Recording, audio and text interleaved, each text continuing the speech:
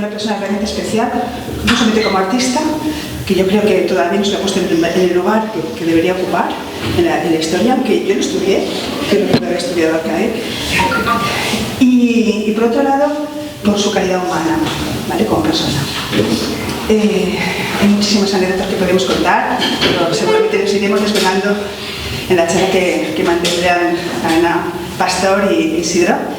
Y por supuesto la participación de todos vosotros, porque me parece que es fundamental colaborar en la construcción de la memoria de un artista de la envergadura de Arcadio Blasco. Yo voy a apuntaros solamente dos cosas con respecto a la galería. Isidro, lógicamente, me comentó que iba a hacer realmente una serie de actividades con otras instituciones como el MACA, el MUA, con Juan Gil Albert y alguien más, pues Daniel, por supuesto, sí, y que si a mí me apetecía también participar, y le dije que sí, por supuesto, que no es un artista de la galería, pero es un artista que, bueno, perfectamente podría encajar en la línea, y además no solamente eso, sino que para mí era un artista muy importante y amigo. Cómo no, oye, iba a participar en un evento de este tipo y me permitió ir al estudio de Bonalba, que hacía muchísimos años que no lo visitaba. Me encantó ver que estaba en actividad, que lo habéis puesto en marcha y que eso tiene vida nuevamente. Y hoy por hoy los estudios de los artistas están en declive, prácticamente, me refiero a este tipo de talleres, en concreto de escultores. Y luego me enseñaron una serie de piezas, entre las cuales estaban estas piezas de la Tercera Internacional, y a mí me parecieron fascinantes, ¿no? Me parecían piezas preciosas, unas piezas preciosas que yo no desconocía. O sea, yo sabía que él había hecho un homenaje a Tatlin, pero yo no había visto estas piezas.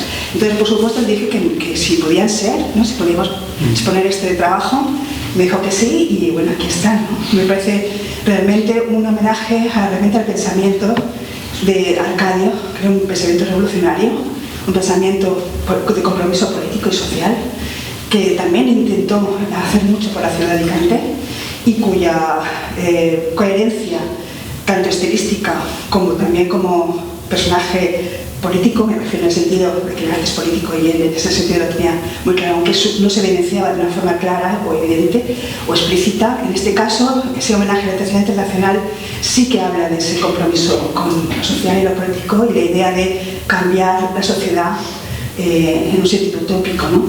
Queremos un futuro siempre que sea mejor para el bien cultural y social, ¿no? De la sociedad. Y yo creo que en ese sentido Arcadio lo muestra muy claramente en estas piezas, ¿no? Bueno, yo no voy a hablar más de esto porque yo no soy la que tengo que hablar sobre ellos. También deciros que siempre en todas las exposiciones nos gusta mucho generar este tipo de conversaciones porque es la manera más directa de conocer al autor.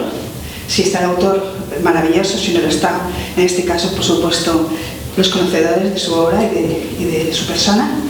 Y es una forma también de hacer entender de una forma mucho más clara lo que vamos a hablar después, ¿de acuerdo? Entonces tenemos la oportunidad de tener aquí a dos expertas en Arcadio, y él es más experto que nadie, desde luego, y sobre todo estoy muy agradecida de que hayan contado con la galería para mostrar este trabajo y para formar parte de un equipo que trabaja a favor de un artista de la relevancia de Arcadio.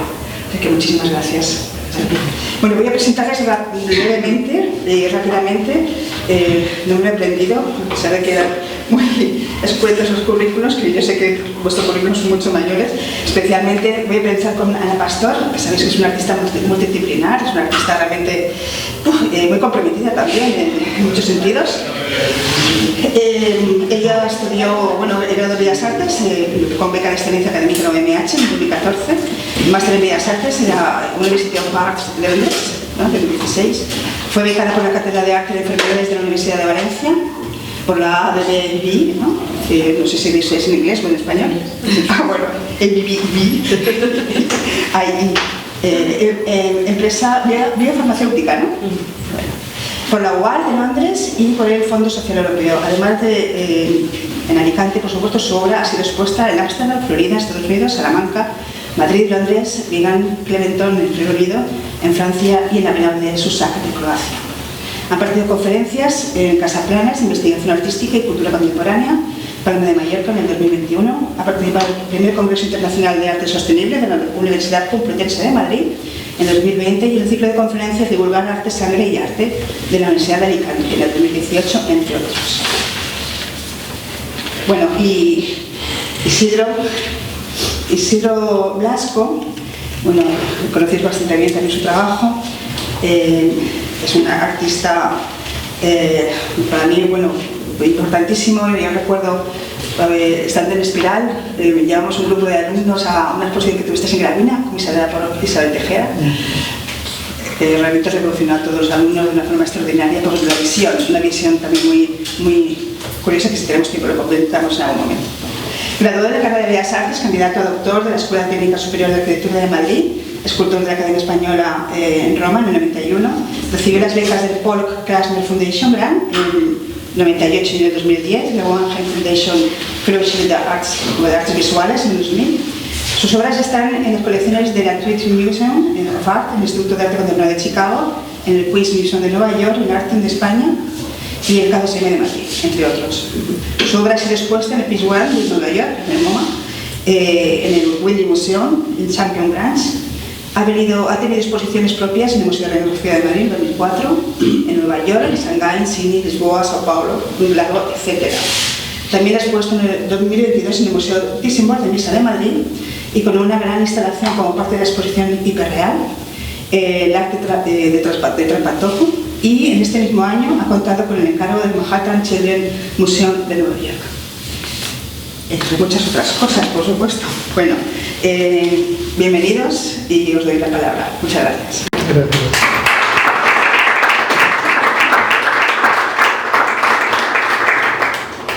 Bueno, digo yo algo, ¿no? Diálogo. Bueno, quería agradecer a Begoña el haber abierto la galería a esta exposición y a esta charla, pero sobre todo a la exposición, que me sorprendió que cuando te lo propuse no dudaste ni un segundo. Dijiste, sí, hacemos algo seguro, ¿no?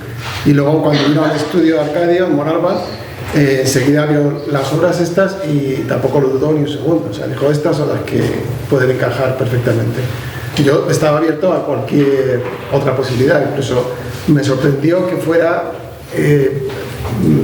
lápiz, pintura y no tanto cerámica, que es un poco por lo que se reconoce la obra de Arcadio, ¿no? Por la cerámica. Sin embargo, se fue más a este tipo de dibujos y de pinturas, que yo creo que fue un acierto, porque no se conocen tanto y separadas del contexto más cerámico, que es el que conocemos, pues toma otro carácter, ¿no?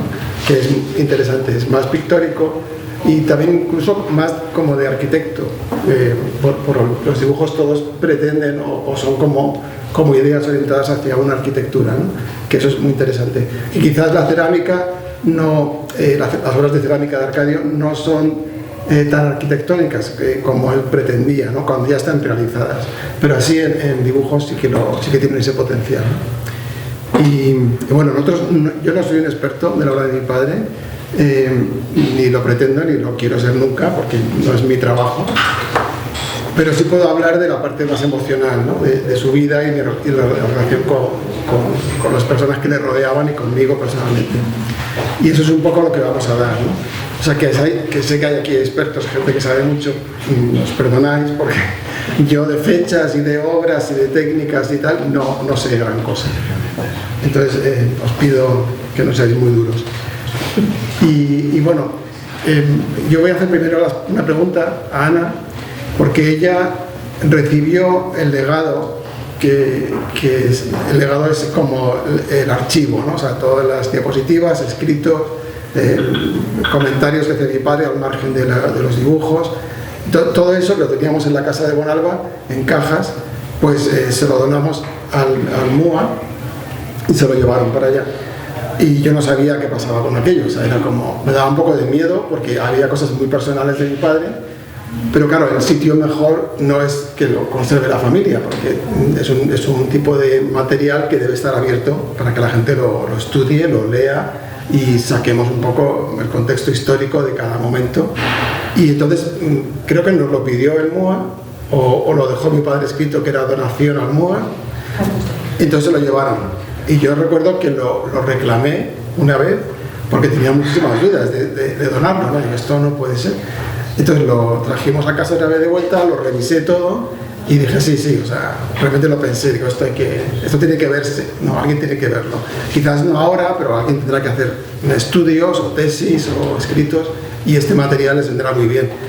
Entonces fue Ana la que recibió las cajas y las que la abrió y las que fue catalogando y archivando todo el material. Entonces por eso le pedí a Ana si le importaría estar aquí para hacer esta charlita.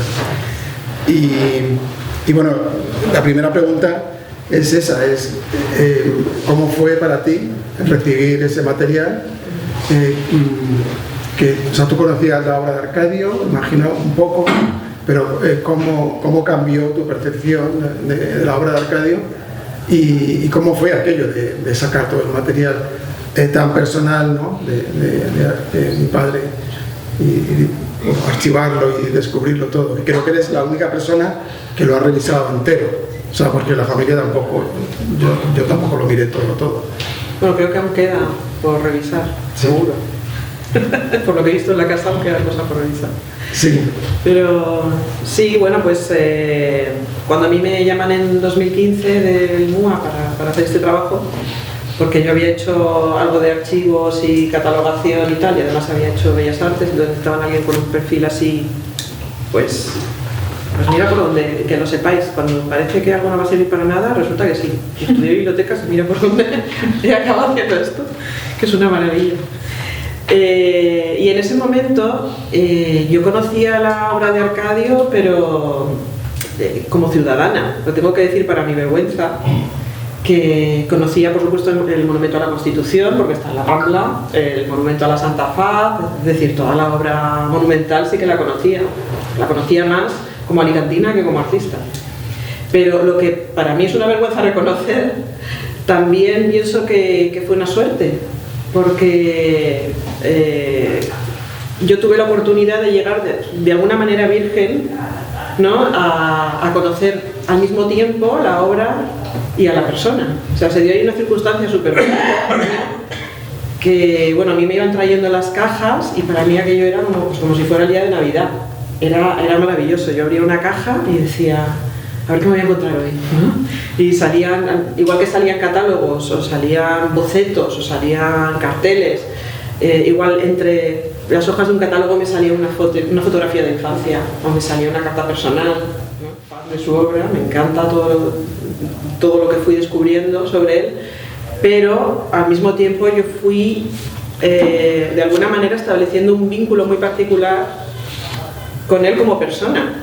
Una cosa muy extraña, porque él en esa época ya había fallecido, pero claro, yo fui descubriendo una persona súper valiente, una persona al 100% comprometida con su trabajo, una persona leal y además con una dimensión,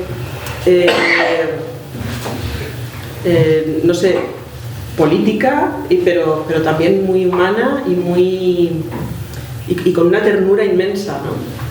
Y bueno, en ese sentido una anécdota, y es que al cabo de un tiempo de estar trabajando en el MUA, le hicieron un homenaje a tu padre, llevaba como 3 meses trabajando allí, y bueno, estábamos ahí todos, fuimos a escuchar, me parece que era, no sé si era Pepe Piqueras el que estaba hablando en ese momento.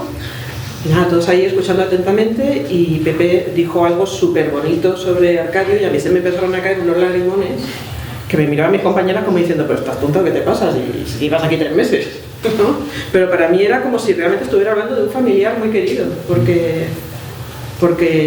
claro, lo que yo ahí fui descubriendo, ya te digo, de alguna manera, yo en ese sentido me siento súper afortunada de haber podido tener este trabajo. Para mí es el trabajo más bonito que he tenido en mi vida, y lo volvería a hacer 1000 veces, porque ya te digo que aquello era como que habían llegado los Reyes Magos. Cada caja que me traían era pues a ver qué descubro hoy, ¿no?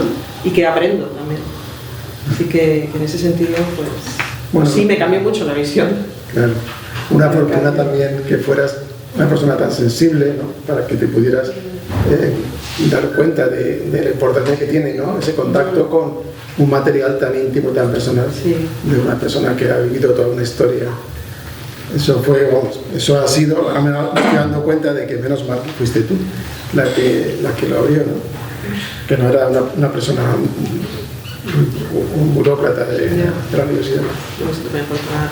Sí. Y bueno, hemos hablado de cómo veía yo a tu padre, pero a mí me gustaría también saber cómo lo veías tú, sobre todo porque él se fue de Alicante a Madrid, ¿no? Estuvo un poco en el centro de todo. Tú también hiciste lo mismo, solo que tú te fuiste a Nueva York, o sea, diste como un salto más, ¿no? Pero él hubo un momento en que volvió a casa, volvió a Muchamiel. ¿Y esto cómo lo viste tú desde fuera? Que en ese momento también ya estabas en tu carrera. Sí, o sea, mi padre, claro, hizo ese cambio de lugar, ¿no? Importante para cualquier creador, ¿no? Cambiar de ciudad, por lo menos. Él se fue a Barcelona, luego se fue a Madrid. En Barcelona, por lo visto, no le fue muy bien. Contaba una anécdota que se me quedó clavada de los comedores de la beneficencia en Barcelona, cuando él se fue, que tendría 17 años, y tenían un plato, o sea, comían una vez al día, y tenían un plato de metal clavado a la mesa y luego una cuchara atada con una cuerda. Entonces ahí le ponían la comida. Y eso era una vez al día, y ya está. Entonces, claro, como que no lo vio. Dijo, yo aquí en Barcelona, esto es un poco difícil, ¿no? Entonces fue a Madrid, que tenía una tía segunda, que le dejó un sitio para estar. Y ya ahí creció un poco de estatus, ¿no? Mejoró un poco la situación y se quedó en Madrid. Y claro, ahí vivió, y ahí tuvo los hijos, ahí hizo el taller de cerámica, allí creció, conoció a toda la generación de su momento, ¿no? Su grupo era, bueno, Lucio Muñoz, Genovés, Canogat, Amayo Gavinos, ¿no? Toda esta gente era su grupo, ¿no? Y eran sus amigos. De hecho, en casa tenemos cuadros que él intercambiaba con esta gente.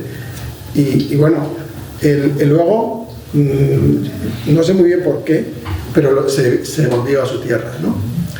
Ya cuando era ya más mayor, ya se separó de mi madre. Yo creo que se vino un poco por amor, porque se enamoró de una chica y se vino para acá, ¿no? A hacer otra vida, ¿no? Una nueva vida. Pero claro, yo siempre, cuando pasó eso, yo estaba en Nueva York y hablábamos por teléfono. Y era que yo le decía, ¿cómo puede ser que te vayas y dejes a tu generación?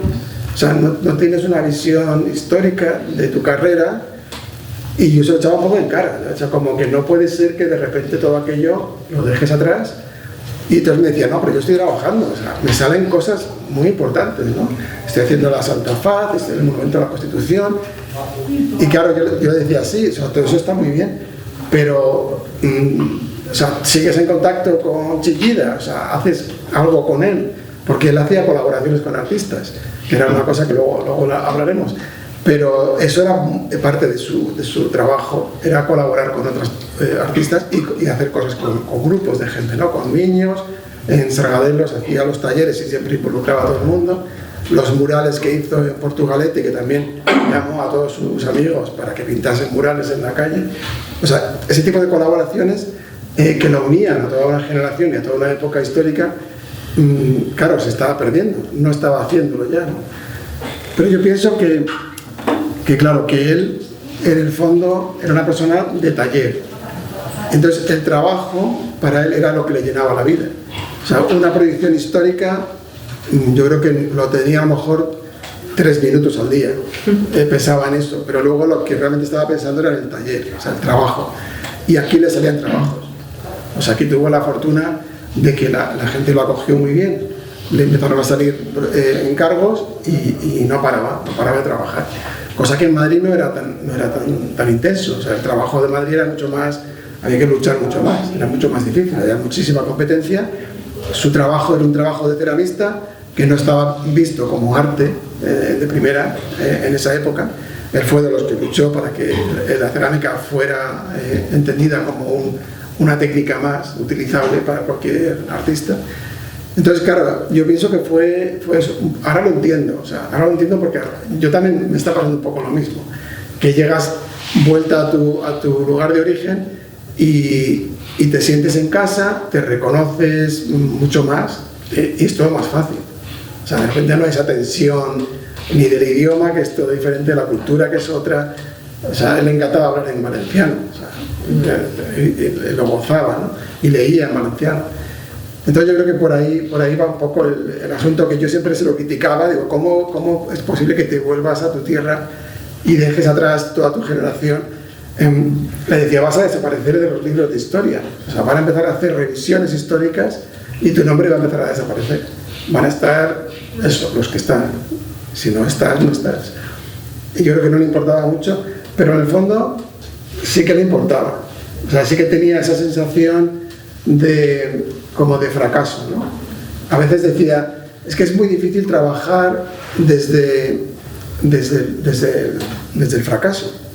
No te sale igual la obra. No es el mismo tipo de obra la que produces. O sea, que eso lo pensaba... ¿En qué sentido? ¿Mejor o peor? Peor. O sea, imagino que él lo decía, pues, un poco porque veía a los amigos haciendo cosas que todo el mundo aplaudía y parecía maravilloso. Entonces es como, bueno, te comparas, ¿no? Y dices, desde un lugar no tan firme, no te sale una obra tan potente. Eso es un poco su queja, lo cual no es verdad. O sea, por eso hay otros factores que influyen, ¿no? Más importantes. Pero bueno, esa es un poco, no sé si he respondido a tu pregunta. Ahora me tocaba a mí, ¿no? Bueno, sí. Bueno, precisamente volvemos a la exposición esta.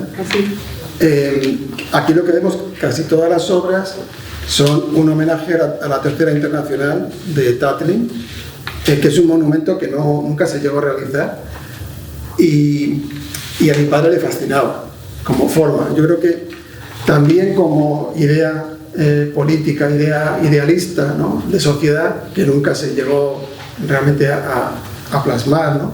Que luego derivó en una realidad que ya no era tan bonita como la pintaban. Porque mi padre, claro, era un idealista, pero sobre todo era la forma de la torre inclinada, como en movimiento hacia algo, ¿no? Como dando como que iba una esperanza de futuro o algo así, una esperanza de movimiento, más que un monolito ahí estático que no se mueve, ¿no? Y entonces él estaba muy obsesionado con la forma y bueno, también quería un poco que hablásemos de cómo ves tú, porque mi padre hacía monumentos, o sea, están por ahí. Entonces, claro, estos son ideas de monumento. Entonces, claro, la escultura en la calle tiene siempre ese problema, ¿no? Que tiene que estar, la gente que la ve es la gente que a lo mejor no sabe ni ha participado en que eso esté ahí, pero sin embargo es la que lo consume, ¿no? La gente pasa por ahí y ve todos los días el monumento. Entonces, tú como vives aquí, y aquí hay bastante, ¿no? ¿Qué piensas de esa dinámica social si la gente te ha comentado a lo largo del tiempo, ¿no?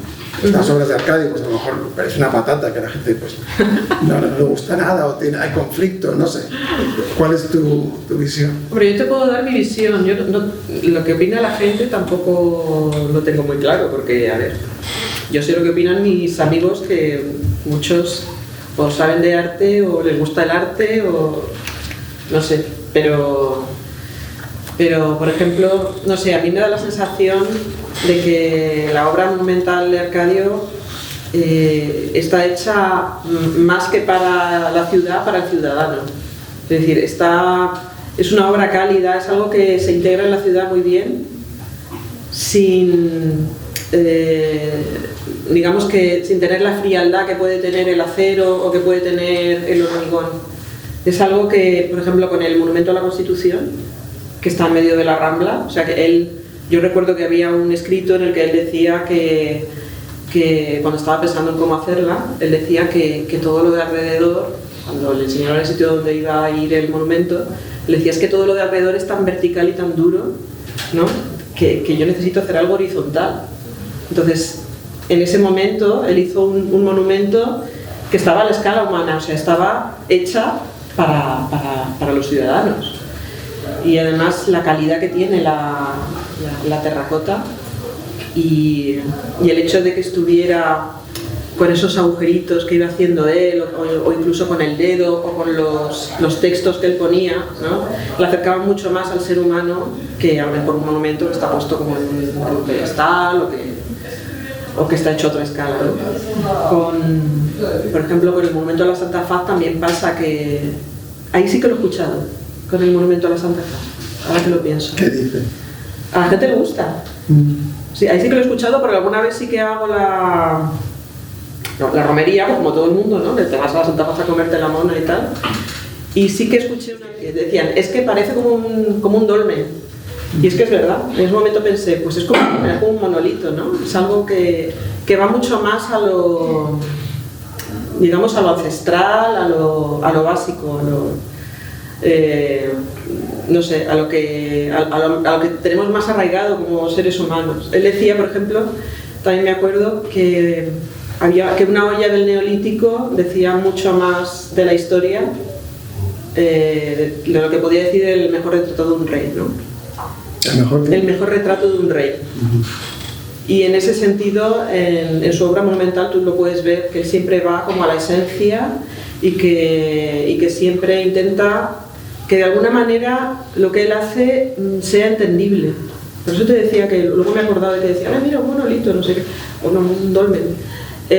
Porque su obra técnicamente es impecable y su obra tiene muchas capas, ¿no? También tiene esa dimensión política y tiene esa dimensión social, pero al final lo importante es que conecta directamente con el ciudadano, o sea, conecta directamente con el ser humano. Y yo creo que eso es lo más difícil para un artista. Y en ese sentido creo que, pues no sé, que su obra, yo sí que pienso que llega a la gente, más que otro tipo de obra, ¿no? Para llegar. También él decía, no me acuerdo dónde lo leí, que lo que él pretendía era que el arte lo entendieran, o sea, que el arte se entendiera por parte de todo el mundo, supieran o no supieran, fueran especialistas o no, y que el arte no tenía que ser para las élites, porque en el momento en el que todo el mundo entendiera de arte, las élites desaparecerían. Bueno, ya sabes que él era muy utópico, ¿no? Muy idealista, sí. Pero yo creo que de alguna manera, pues, no sé si he respondido tampoco. No, o me he ido por hacerlo de Úbeda. Tu visión personal. Pero sí, mi visión personal. Lo que piensa la gente no sabemos. Claro. No, yo salvo aquel comentario que sí que un poco me... No, pero es verdad que yo una cosa que le criticaba siempre a mi padre es que no la forma, o sea, como escultor le faltaba el dominio de la forma, yo pienso.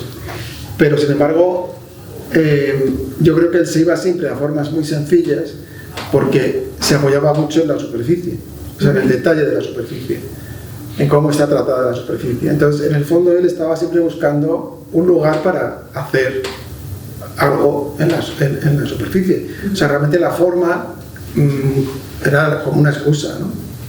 O sea, en ese sentido, no sé muy bien analizarlo, no sé muy bien lo que estoy diciendo, pero pienso que el detalle en la superficie era lo que más le importaba y era en lo que él estaba trabajando, en esa textura que lo que tú dices en el fondo pues tienes razón, o sea, como que te acerca, ¿no? Como que te da un paso como que te abre una puerta a que entres, porque la superficie no está calmada, no es fría, ¿no? Es que está como diciendo cosas y como levantándose hacia ti de alguna forma, ¿no? Te está atrayendo. Lo cual es interesante, ¿no? Que un trabajo en la calle, que es verdad que las esculturas estas que vemos, ¿no? De hierros enormes, tan frías, claro, eso realmente no invita a nada, o sea, no te está atrayendo, ¿no? Sino con las suyas sí. Está la escultura como un banco, ¿no? De Sargadelos, que incluso es un banco, quiero decir. Claro, ese es otro tema, que mi padre ha hecho muchas obras en las cuales la forma de la persona está. Claro. O sea, es un sitio para sentarse o para poner las manos, o quizás de una forma ya política, ¿no? Porque eran como torturas y como sitios para matar, pero que es verdad que tenía esa idea, ¿no? De invitar al cuerpo a meterse. Y luego también, por ejemplo, me estoy acordando ahora del Monumento al Pescado, donde están los nombres de todas las personas que participaron en la escultura, desde los ingenieros a los arquitectos, los albañiles, los buceadores, ¿no? Y ahí también se ve un poco cómo era Arcadio, que él creía profundamente en la igualdad de todas las personas. No se creía más que el albañil que estaba ahí a pie de obra, ¿no? En la escultura. Y vamos a cambiar un poco de tercio. Sí. Tú y tu padre estaban muy unidos y bueno, él fue muchas veces a verte a ti a Nueva York, tú viniste muchas veces a Bonalba. Cuando erais pequeños, tus hermanos y tú trabajasteis en el taller de tu padre, ¿no? Pues ayudando en el taller de cerámica. Y yo quisiera saber de qué manera te ha influido a ti como artista el haber estado tan en contacto con la obra de tu padre y si hubo también alguna influencia en el otro sentido. Sí, bueno, la relación de mi padre con mi padre empieza desde muy pequeños, porque él nos ofrecía trabajar en el taller de cerámica en la parte más sencilla. Yo amasaba el barro, o sea, yo desde los 14 años me puso con el alfarero en la parte de abajo del taller, en Majadahonda, y yo no había máquina, entonces yo la pasaba al barro. Y se lo daba y le quitaba los cacharros y les ponía las tablas, limpiaba las tablas, todo el trabajo alrededor del alfarero se lo hacía yo. Y eso cuando él tenía de repente que hacer, no era todos los días, pero de repente entregar 300 cacharros y ahí todo el día trabajando con Antonio. Mis hermanas decoraban, también las puse a trabajar. O sea, en mi casa no había paga de esto de el viernes te damos una paga a la semana, no. Si quieres dinero te lo trabajas, ¿no? Y mis hermanas decoraban. Y mi hermana se ocupaba del horno y del cuero también, de poner el cuero a los cacharros. Esto es un tipo de diseños de cacharros que no es tanto la obra de mi padre, pero es una colaboración que hizo con mi madre, con Carmen Perujo, y hicieron estos diseños años 60, eran muy hippies los dos, y se inventaron un tipo de decoración de cerámica que, bueno, pues está fenomenal. O sea, ahora ya es como histórico, la gente los busca porque ya no quedan, y están muy bien, son muy bonitos. Y que se hizo una exposición hace poco en Madrid Design Festival en el centro de Colón y se pusieron ahí bastante cantidad de cacharros en el contexto de su generación, de la gente que también estaba haciendo como José Luis Sánchez o Canivet, que hacían también otros trabajos aparte de su trabajo artístico, ¿no? Bueno, era una época que los artistas sabían hacer muchas cosas, ¿no? y venían un poco de la artesanía, entonces lo practicaban. Y bueno, sí, yo aprendí ahí a hacer todo lo que de cerámica y eso me dio un poco una conexión con la tradición artesana que la sigo manteniendo, o sea, eso no lo he perdido. Y disfruto mucho, precisamente por haber hecho esto, de lo que es hacer cosas con las manos. O sea, para mí ir al trabajo del taller no es ponerme a pensar qué voy a hacer, es ponerme a hacerlo. Lo de pensarlo, bueno, o sea, a mí se me ocurrió una idea y la repito y ya está, o sea, no tengo que pensarlo mucho más, porque aquí el tema es hacerlo. Y eso me viene de haber trabajado en el taller, ¿no? Lo cual yo se lo agradezco infinitamente, aunque mis hermanas todavía no se lo perdonan. O sea, eso era, como se dice, abuso de infantil o como explotación infantil, ¿no? O sea, si ahora lo haces, yo creo que no te lo dejan hacer, ¿no? Pero en esa época se hacía y yo agradezco, vamos, infinitamente que lo hiciéramos, que se hiciera así. Y sí que hablábamos por teléfono cuando yo estaba en Nueva York y él estaba aquí, y hablábamos de esto también, de la influencia, ¿no? Del trabajo, de su trabajo en mi trabajo. Yo tampoco sé muy bien dónde está esa influencia, o sea, sé que existe y sé que mi trabajo está totalmente hecho porque soy hijo de Arcadio, pero lo único que puedo ver de relación es la deconstrucción, o sea, es el corte, porque su trabajo está todo cortado y el mío también. Entonces, yo no, o sea, lo hablaré con mi psicólogo, pero no, más que eso ya no puedo decir, o sea, el por qué, ya, pues no lo sé. Pero es verdad que estéticamente lo ves desde fuera y dices, bueno, aquí pues sí hay esta deconstrucción, estos cortes, aquí algo pasa, ¿no? Y no sé.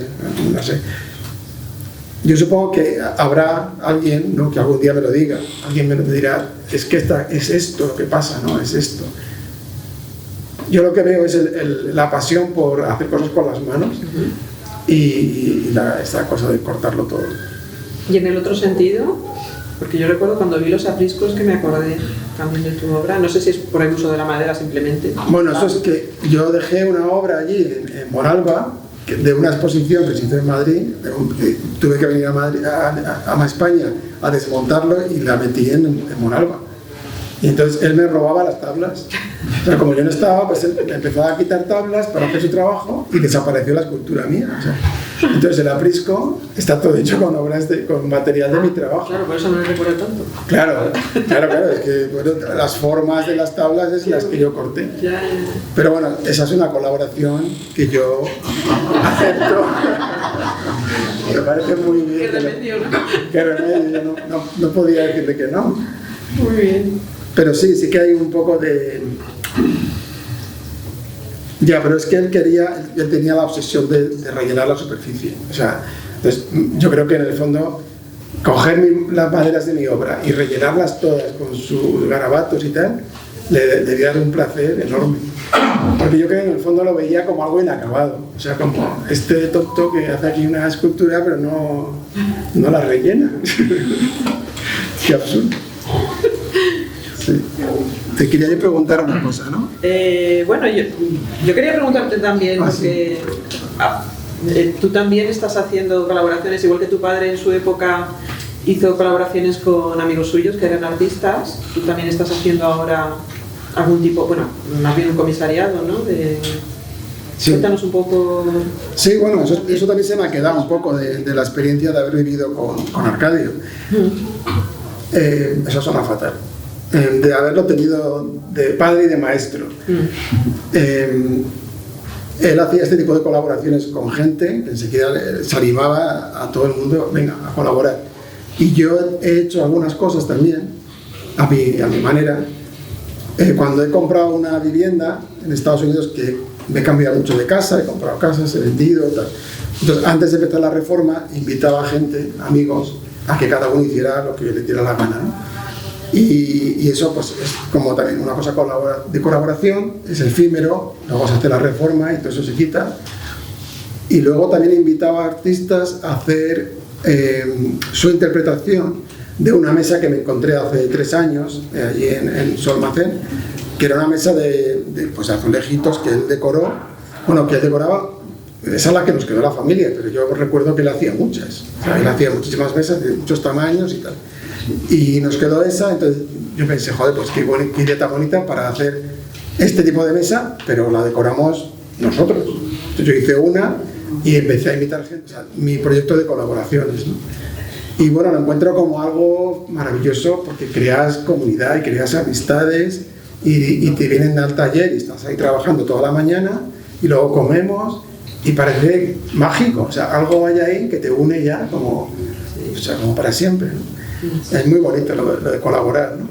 Y también que creas un tipo de producto, ¿no? Que es como, yo lo que digo, es como entry point product, que es un producto artístico que ya no es el cuadro, que a veces pues te intimida, ¿no? Porque es un cuadro que a lo mejor vale 3.000 o 4.000 euros o 15.000, sino que son cosas que las puedes vender por mucho menos. Y sigue siendo del artista, ¿no? Sigue teniendo su mano. Entonces también está muy bien eso, porque yo creo que en España falta mercado, o sea, falta que la gente se anime a comprar, cosa que en otros países con muchos más años de arte contemporáneo, la gente ya compra cosas y las pone en su casa, aunque sea de un artista joven que vale muy poco, que está empezando. Pero no te vas a IKEA a comprar una foto para poner a tu salón, que es lo que la gente hace aquí. Entonces, ese tipo de producto yo creo que es necesario. Él lo hacía, ¿no? Hacía esos platos con artistas, que tenemos platos de Genovés, de Canogar, de Bento, y yo hago esas mesas que también, porque las estamos vendiendo, y un poco la idea detrás es esa, es crear otro tipo de productos, ¿no? Que no sea el tuyo de artista, que es siempre más barato. Muy bien. ¿Y ahí dónde estábamos? Así, a mí me gustaría saber si había algo de lo de las cajas, de lo que es el legado de todo el archivo de mi padre, Sí, algo que te acuerdes que te sea como que fue como especial, o diferente de especial.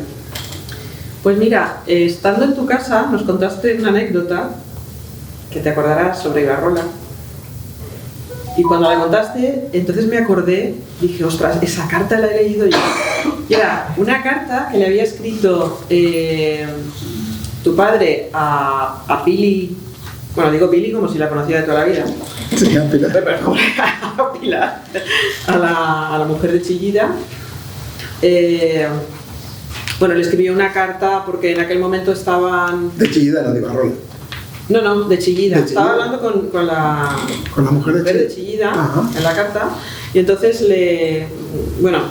estaban hablando sobre que iban a hacerle el museo en Muchamiel, con la escuela y tal, y él le escribió para pedirle el favor de que a lo mejor le enviara una obra, y estaban en ese y para recordarle quién era, le dijo, yo estaba hablando mucho con Eduardo y tal, y ¿te acuerdas que estábamos en casa de Lucio Muñoz?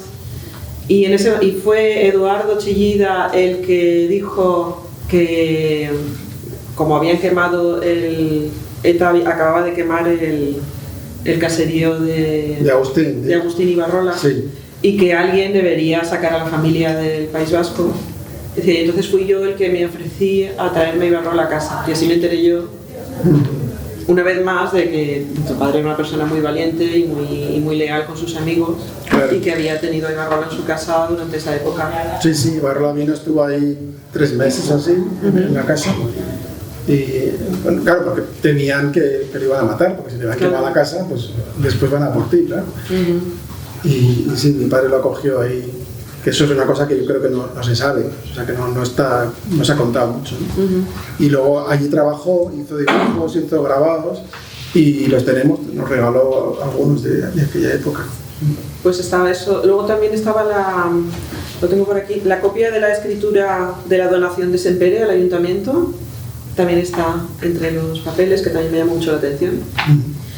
Y bueno, hay una cosa que a mí particularmente me gustó mucho, pero porque yo también soy muy sentimental, igual que Arcadio. Y es que hay varias fotos de una obra magnífica que hay en el MACA, que es la de el recinto para un asesinato legal, en la que hay a la entrada. Y hay un montón de fotografías, pues por ejemplo de tu padre sentado dentro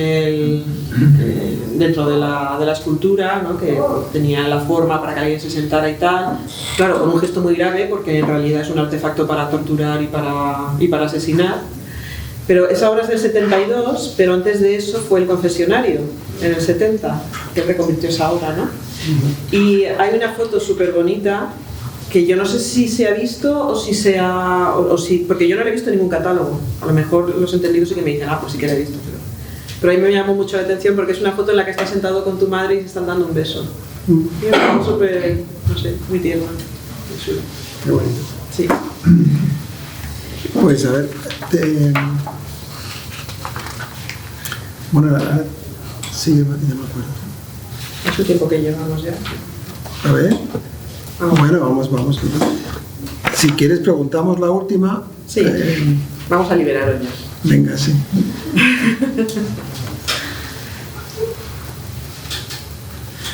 Vale. Sí, bueno, después de todo esto tan personal y tan así, a mí me gustaría hacerte una pregunta que no tiene mucho que ver, pero que quizás me ronda mucho la cabeza últimamente, ¿no? Es, como además tú eres de otra generación también, y estás también más en contacto con gente que está empezando, ¿qué le dirías tú a una persona, ¿no? A una persona que está empezando, a un chaval, a alguien que quiere hacerse una carrera como artista, ¿no? Después de haber visto esta revisión, ¿no? de toda la vida que ha empezado y que ha continuado, ¿qué le dirías tú a una persona que está empezando? Bueno, a mí me cuesta mucho dar consejos. Yo creo que el otro día me cuesta mucho. Porque yo pienso que cada persona es un mundo y cada uno tiene sus experiencias y que a lo mejor lo que yo le diga no es válido para él, ¿no? Entonces yo sé lo que me diría a mí. Ayer justo escuché una frase que dije, esto es lo que tengo que decir, porque me pareció súper válida, que es empezar es mejor que ser un experto. O sea, eso es lo que me aconsejaría a mí. A mí, por ejemplo, me parece que es muy importante trabajar más o menos sabiendo lo que vas a hacer, pero intentando anular un poco la voz de juicio, o acallarla un poco, ¿no? Y no dejar que ese, digamos, ese afán de perfeccionismo te bloquee. Eso por un lado. Ese sería porque yo tengo esa pedra, cada uno tenemos nuestra pedra, y tengo esta, a mí me vendría bien ese consejo. Y luego lo de la comunidad me parece muy importante también, el hecho de hacer comunidad, que por ejemplo tú tienes esa suerte porque tú en Carabanchel tienes un estudio que compartes con más gente, y me imagino que en Nueva York también, y yo eso es algo que echo mucho de menos en Alicante. Por ejemplo, yo en Londres también tenía una comunidad que ahora pues es mucho más difícil porque estamos todos muy dispersos, es un sitio más pequeño, es mucho más difícil compartir. Entonces, para mí, un consejo muy válido también es que, aunque parezca mentira, en el mundo del arte hay mucha gente bonita, que parezca que no, y que es importante rodearte de una comunidad con la que puedas compartir.